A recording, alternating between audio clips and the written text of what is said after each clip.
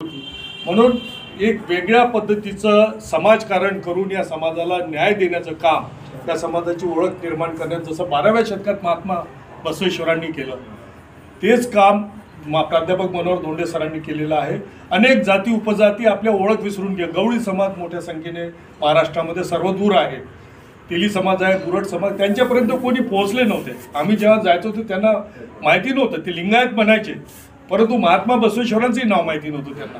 ही उदासीनता होती समाजामध्ये आणि ती निर्माण करण्याचं काम शिवा संघटनेच्या माध्यमातून धोंडे सरांनी तुमच्यामुळे साकार झाला. शेवटी माणसं काही सरांनी फॅक्टरीमधून आणले नाहीत नवीन निर्माण करून, रोबोट निर्माण केले नाही. माणसं तीच आहे.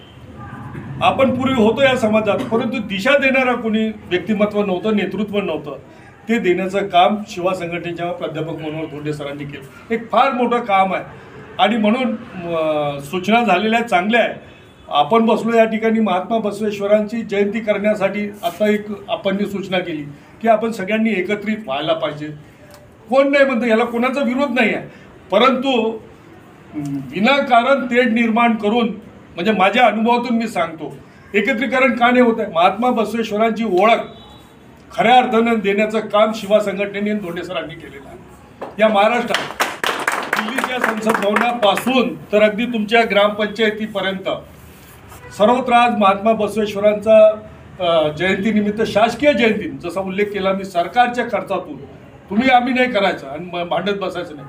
शासनातर्फे महाराष्ट्राचा मुख्यमंत्री, देशाचा पंतप्रधान आता नुकतीच मागणी केली की केंद्र सरकारच्या ऑफिसमध्ये, म्हणजे दिल्लीच्या संसद भवनात देशाचा पंतप्रधान महात्मा बसवेश्वरांना वंदन करेल. हे कोणाला कोणी बंधन घातले होते का तुम्ही करू नका म्हणून? हे फार लहान लोक आहेत. मी तर या शब्दात म्हणतोय की ठिकठिकाणी ही गटबाजी आहे. तुमच्या औरंगाबादला म्हणून नाही, ठिकठिकाणावर हे गटबाजी आणि गटबाजी करून समाजाला विघटित करण्याचं काम काय केलं. समाजाप्रती काय केलं सांगावं ना त्यांनी.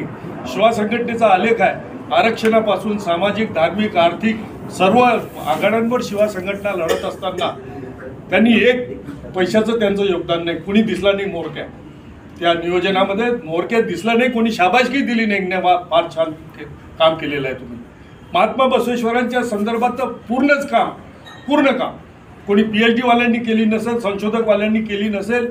एवढी मोठी उपलब्धी शिवा संघटनेने समाज पाठीशी उभा नसताना, राहायला नसताना सुद्धा, ज्या ताकदीने पाहिजे होता त्या ताकदीने उभा राहिलेला नसताना सुद्धा आपण केलेली आहे. सगळ्यांचं त्याच्यात योगदान. या ठिकाणी जो कार्यकर्ता शिवाच्या झेंड्याखाली आला, ते ज्ञात अज्ञात शेकडो हजारो कार्यकर्त्यांनी जीवाचं रान करून पैसे नाही घेतले कोणाकडून. आणि महात्मा बसवेश्वरांची शासकीय जयंती असेल, पाठ्यक्रमातले धडे असतील, दिल्लीच्या संसद भवनातला पुतळा असेल, तुमचा महात्मा आर्थिक विकास महामंडळ असेल, तरुणांना कोणी सहकार्य करत नव्हता.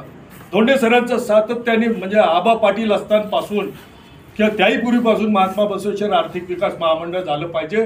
तरुणांचे हाल बघवत नव्हते. आमच्या चर्चा होत होत्या. आरक्षण नव्हतं त्यावेळेस आणि ते आर्थिक विकास महामंडळाची मागणी घेऊन ती प्रत्यक्षात सर नुसते टाइमपाससाठी काही समाजसेवा करत नाही, किंवा शिवा संघटना सुद्धा टाइमपाससाठी कार्यकर्ते नाही आहेत शिवा संघटनेमधले. इथे असतील कोणी तर त्यांनी समजून घ्यावं. शिवा संघटनेमध्ये टाइमपास, वेळ मिळाला तर जाईल, वेळ मिळाला तर करील, आम्ही बैठका घेऊ, आम्ही ठरवू, ते चालत नाही. धोंडे सरांचा आदेश आला की ते मोर्चे असो, मग आम्हाला सोयीचं नाही, मग आता लग्नी सोराई आहे, तिथे विषय आले नाही आजपर्यंत. धोंडे सरांचा आदेश आणि शिवा संघटनेने एकदा डिसिजन घेतलं, ते काम पूर्णत्वास शिवास मावळ्यांनी नेलेलं आहे. आणि म्हणून महात्मा बसवेश्वर जयंतीचा विषय काही फार मोठा नाही. तुमच्यामधला स्वाभिमान तुम्ही जागृत ठेवला पाहिजे. आणि तुम्ही शिवा संघटनेने महात्मा बसवेश्वरांसाठी सर्व काही केलेलं आहे. त्यांचं काय योगदान आहे समाजातल्या लोकांचं मी स्पष्ट शब्दात सांगतो. काय योगदान राहिलेलं आहे. कोणाचा विरोध झाला तरी उभं राहिलं पाहिजे.